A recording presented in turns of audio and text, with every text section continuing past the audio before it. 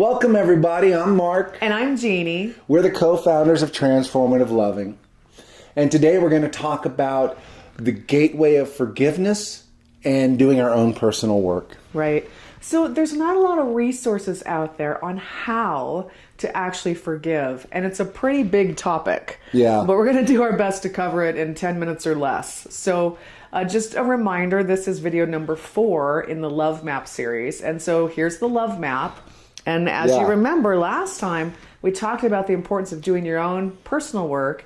And today we want to add into that the piece around forgiveness. Now, there's lots of levels of forgiveness. There's forgiving yourself, there's forgiving your partner, and then if you look across the wheel, you'll remember attachment is over there with family of origin. And so there's probably going to be a lot of work that you need to do over a long period of time around parents, siblings. You know, forgiveness is really quite a big piece of work, but we do believe it's a process and it's not like a black or white. Yeah, and I think that's how a lot of people hold it. And, you know, especially in like spiritual realms or even in self-help realms. Yeah. Like forgiveness is something you get to. It's like it's something that exists. Yeah. But we look at it differently. We look at it as a process. Exactly. And also it's part of a process where there's a continuum within it. Because when we talk about how we forgive, like how do we really, when we break it down, which is what we're going to do today, we find out that there's this part of compassion that actually is on one end of the scale where we feel so much compassion for this person. We can say, okay, yeah, we've really forgiven that person. And on the other side, we're still in the pain. We still experience the hurt. And at that point, we're like, no, I'm not forgiving that person yet, you know. So we just want to look at that in terms of a process. How do we move from the hurt over to this place of compassion? And that's what we want to talk about today, because we really do believe that you can do this, that we do it ongoingly. And one of the things about why we do it is because holding on to resentments drains our energy. All right. When we hold on to resentment in a partnership, it drains our energy to want to connect, to want to go back in and feel joy. I'm just not ready to love this person again, and it will really sap out a lot of the vitality of your relationship. So that's why we're doing it. Yep. And we want to differentiate it from, and we're not talking about spiritual bypassing, right? And what we mean by that is just kind of go into the light without doing the deeper work. It's like, I am love and forgiveness. I have to make fun of it just a little bit, right? Because sometimes those of us on a spiritual path have a tendency to want to do that, to want to just go up into it's all good.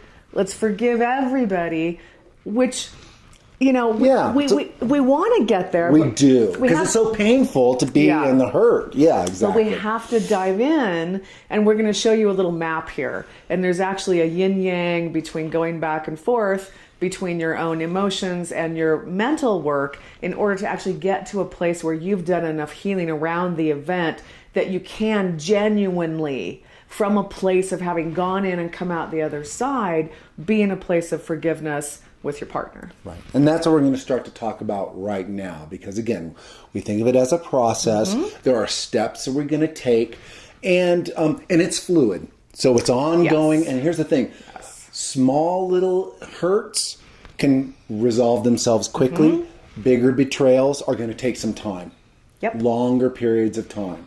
And that's why I know we talk about the healing we've done around our parents, the wounding of our parents, have taken decades of that kind of work. But have you come to a place of compassion around your wounding from your parents? Absolutely. I could tell a whole story around my dad, but it would take a while. But yes. And it took me probably 15 years of doing my own personal growth work and working through my thoughts, my beliefs, my anger, my sadness, my hurt, my betrayal, over and over again with many different modalities, including shadow work, which is a process that Mark and I work with, in order to be able to let go of some of that and give some of that back. So for today, we're really talking about the small kind of everyday betrayals and the forgiveness around that, but it's the same process. It just takes longer to work through some of these bigger hurts. So the process that we see is it's a model, and it has to do with going through the mental process, the emotional process, which we link with the body, and the spiritual process of actually coming to a place of forgiveness. That's right. And so the first step in that, we think, is actually getting out of the dynamic, which may mean taking a break from your partner, or it may just mean finding a new perspective and finding a way to look at what's happening differently. But you have to kind of pop yourself out of all the mental, emotional stuff that's going on to be able to see things differently. So then step 2 is going to be use your resources or get support. So you've gotten out of the dynamic. Then what you have to do is actually bring in something that's going to help you change your perspective on the dynamic. You're going to see it differently, and you're going to get a strategy for going back in there and making a change in what's happening. Yeah. If it's a small breakdown, your partner can actually be a resource and your support. That's true. And we're going to give you an example of that in a minute. On a bigger upset where you're feeling challenged by that, your support is actually going to be either a coach, a counselor, or a therapist. Because a lot of times we do actually need support in getting to a place of forgiveness. Definitely. And one of the reasons why we do this work is actually to lift the shame off of getting support. Right. And we believe that it's relationship maintenance to actually get ongoing support. So that's also part of step 2. Right. So step 3, we're actually going to show you this model. And in the middle of the model, you're going to notice that there's a yin yang, and it's the mental realm and it's the emotional realm. And they really go together, because a thought that you have like, oh my gosh, my partner did that again, is going to put you into a certain emotional state, which is probably going to be anger. And then you're going to have another thought like, why am I even with this person? And you start to spiral down when you're in that kind of an emotional and mental state together. So we want to start to pull that apart. And we actually have a few questions for you. So starting with the mental realm, here are some questions that you might ask yourself. Okay, so one is, what is my part in this? Or what do I need to be forgiven for? Now that might be a stretch, because in this situation, you're kind of seeing yourself as the victim, right? Someone else did something to you and you have to forgive them. But we want you to think about yourself not as just a victim, but as a co-creator. And so what is your part, right? What do you need to be forgiven for? So that's one of the questions you can ask yourself from a mental perspective. So then you also have to work with your emotions. And when we're in a space of needing to forgive somebody, there's 3 main emotions that are usually present. Right. Anger, Yeah. grief, and fear. Yeah. Yeah. And so just, each one of those is a big thing. But doing your own anger work when it comes up is really important. You can yell into a pillow. You can go out in the car and drive around the block and just yell. Yeah. But you have to actually get the energy of anger out. Otherwise, it's going to sabotage your relationship. And the same is true of grief and fear. Yeah, that's right. And it might take time. So give yourself some time actually to do that work, especially the grief work. It takes some people a long time to touch the grief and actually go into it. But we feel it's very important for you in the physical sense to touch that emotion so that you can get to the other side of it. And it may also be one of the areas where you need support. Some Absolutely. people have a really difficult time accessing their anger, their grief, or their fear, and it might not have been safe for you to do that in your life up till now. So we really encourage you to work through the emotions of the breakdown with support if necessary. Right. So then after you've done that mental work, emotional work, it's time to come back into the relationship. And you need to make it safe to get back into the relationship. So you have to think about what you might need to do to create safety for yourself to, have those conversations. And a lot of times it's about agreements. Yeah. So you might want to make some agreements about, we need to sit down, we need to take some time to actually communicate together. And when I'm doing this, I need for you to listen, just whatever the basic ground rules are going to be to go back and have the communication you need to have. Right. Yeah. And then that brings us really to the big picture of this whole thing. So if you look around the outside of this model, you're going to notice that it actually says spiritual container and perspective. And that's because we believe that walking the path of relationship is a personal and spiritual growth path. So you want to have some sort of container for that.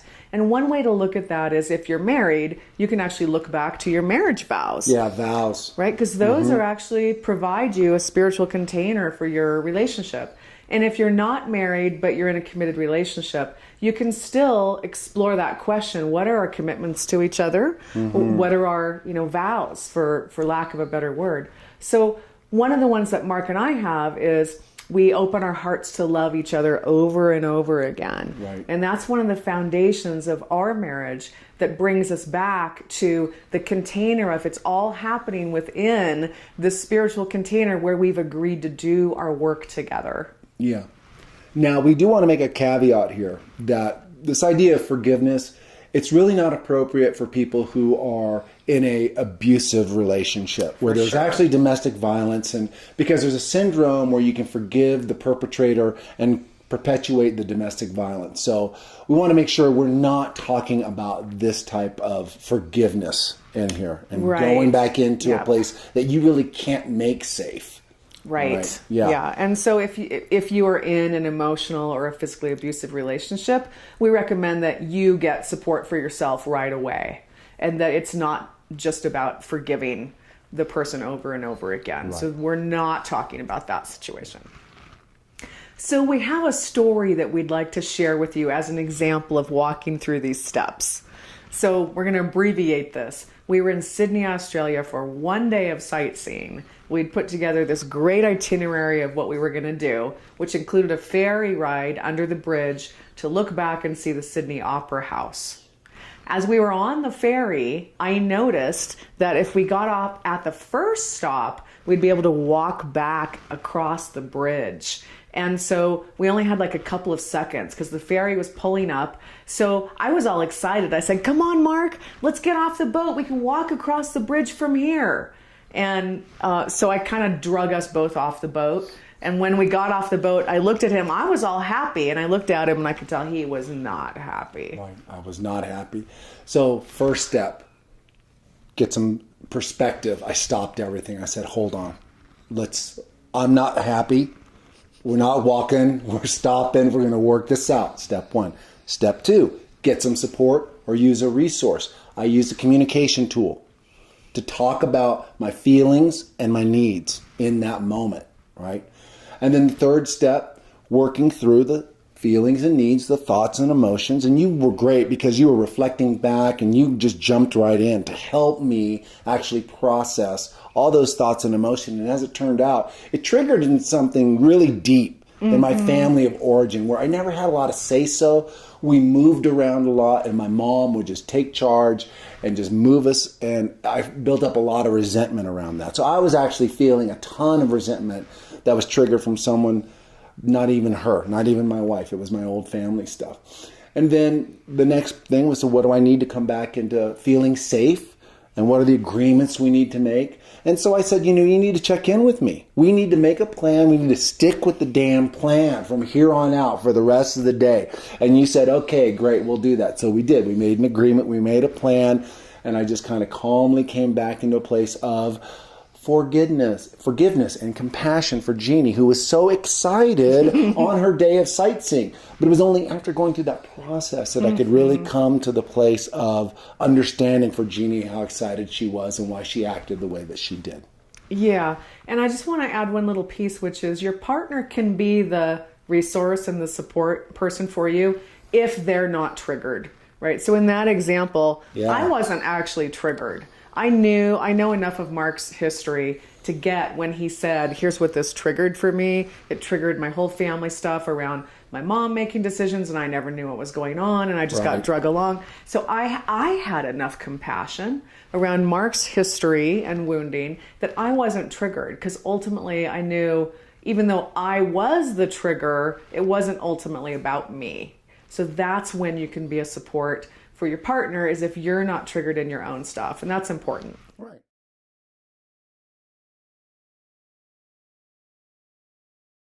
So go to our website and you can see this great tool that we have, another resource which is our relationship quiz. And it's based on personality style, and it helps you understand some of the ongoing strengths and challenges you're going to be experiencing with your partner day to day working through this stuff. Our website's transformativeloving.com. Just go on there, you put in your email address, and we'll send you a link to the quiz. So thanks for watching. We hope this model was helpful for you, and we look forward to seeing you next time. Yeah. Bye. Bye-bye.